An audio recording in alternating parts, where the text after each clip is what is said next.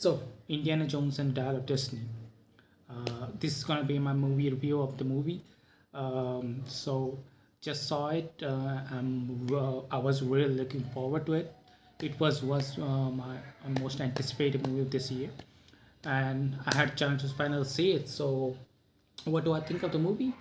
I think it's great. I think it's a really fun movie. I had a great time watching it. It was really emotional at the end. It got me in the feels at the end, but it's a really fun movie. I don't think it's like but the best Indiana Jones movie. I don't think it's the worst Indiana Jones movie. Everyone's saying it's not great, but the critics rating was pretty much mixed reviews. But I think it's a really fun movie. So let's talk about it. So first, the characters. The character is great. Harrison Ford coming back as Indiana Jones, and he's done amazing. Come on, what can you expect? He's the Indiana Jones, and he'll forever be the Indiana Jones, and he's fantastic as a character. Really likable. The performance was fantastic. Phoebe Waller-Bridge's character, Helena Shaw, plays her granddaughter. She was also great. The chemistry between Indy and Helena was really at the highlights of the movie, and they played off each other really well.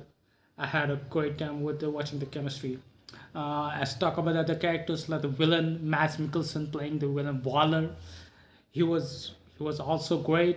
Although he didn't have much time as a villain, he shows up once in a while. The main focus is on Indy and Helena and their adventure. The disappointing part about his character is they didn't give him much of a backstory of him. They give a little bit at the start of the movie, but at the end of the day, we didn't get to know him very well. And he was a like fine villain. I don't think he's like the best Indiana Jones villain. I don't think he reaches the point of the first Nazis. The Nazis on the first movie, The Raiders, was fantastic. The Nazis here are not very intimidating as well as them, but they did the job really finely. I think it was a fine addition. Mads Mikkelsen was fine. Another character was let's just say there are supporting characters. Also, the right hand man.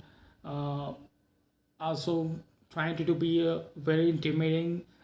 It was a fine addition, I think. Let's talk about the story. I think the narrative was pretty fun to watch. I don't think there's many surprises here. I think the main reason that views are mixed because of the third act, what happens in third act, how Indy gets to the point where he has to make a decision to what to do with, and I think the main mixed reaction that I'm saying are the saying they're trying to replicate something from past. I don't think so. I think they're trying to stay to the movie. I just think this is a really fun movie. Uh, in terms of Indiana Jones movie, I think it's a great one. Uh, I think it's certainly better than Kingdom of the Crystal Skull, and I think it's better than Temple of Doom. I think the Temple of Doom trying to do be a very different, uh, and that this movie and the Temple of Doom similarity is that the Indy just gets dragged into the something he doesn't want to get involved in, similar to the Temple of Doom. Where he doesn't want to get to the Indian village to find the Shankara stone, but he certainly gets dragged into this. Uh, but end of the day, the narrative was pretty following. Some of the stuff they try to explain about the dial was understandable, but some of them were not. Let's talk about the dial itself. I think it's still a fine artifact to find. I don't think it's come close to the Ark of the Covenant or the Holy Grail, but it's a fine addition. Definitely better than the Crystal Skull. Uh, Another part was the action sequences. If you go to the Indiana Jones movie, if you want to see some great action sequences, you want to see, go to this movie. A really fun action sequence. The starting, the opening was fantastically done. Some of the CGI, the defect they used for the Harrison Ford was somewhat noticeable at the first. Some 90% of the time it was fine, but 10% time the moving while the moving and doing the action stuff was really really noticeable. I think the second act sequences taken, I think Morocco was great, beautifully shot movie. The production design was fantastic.